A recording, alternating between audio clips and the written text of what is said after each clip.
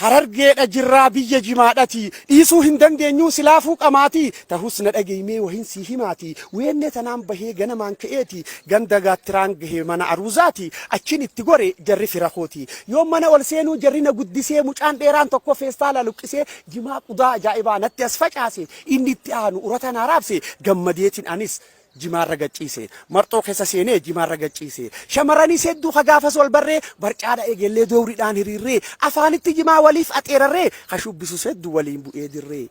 ejersaas fidanii nu jidduun girgiraa uudis qabsiisanii urgaansa waan biraa as luqqise mucaanni hiike haqaaraa warri axeeraru gaafa san dubaraa qamaatii akkasii hin garre san duraa raajita gaafasii saamiyyoo waan biraa naa dura kennaafi qabatan hiriiraa lowziidhaan maranii hoduu qabinarraa an fudhachuu qofa afaanitti irraa ittiin fufe anis boqoo fin qixxeessee dargaggichi tokkos buna naa dhiyeesse hoggaan buna kanaan takka gaddabarsee tunduru naa laatte ammaas bakka buuse jalqabaaf qamaatii qudaanin eegalee sanboodas uranni beeytaanatti tole bunaas wahin dhiisee irrattiin dabale mirqaana jimaatiin anaaf wallaale sagantaan jireenyaa tarreenatti galee faana buun anis tilmaamuun eegalee halaafensa hinaa qilleensaa yaabbadhee akkuma culullee baroomsas haa ta'uu boo ammaan xumuraa nan qajeelcha gaafas kan fedhe doktora daldala bal'iseetiin maallaqa hammaara finfinneetti galeetiin mana fooqii ijaara itti dabaleetis nin bita xayyaara tan amalaan gaarii miidhayduu dubara filadheetiin isheen sutatti wal bara sobee hayyamsiisee bultii wajjin jaara sanboodan gattaa'ee ilmaan irraa horaa naaf mul'atte gaafas addunyaan guututti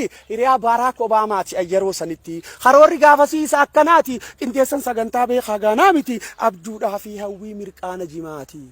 yoon akkana juus boo hin aarinatti meesiifin odeessaa galata isaatii gurraan as ja'inatti mirqaanni gaafasii ufna wallaalchisee dura yoon ol ka'u girgiraadhaan jisse dhamalli ibiddaa madaba wal geesse firaashaaf boraatii gingilchaa fakkeesse shaashee fi guftaa nagan qabduu ta'u walitti bayse boksii waanan seenne namuunuma obse galata gaafasii hin fixu odeesse jiddumaan gabba'u fincaan na jarjarsee marxoon keessa turees na irraanfachiise yoomin si yaadadhe keessaa na luqqisee akkan dhaladhetti qullaa ganna baase marxoo ol deebisu hoggan lafaa ka'ee harka faffacaasu sadee wadaajaa san qilleensi na farsu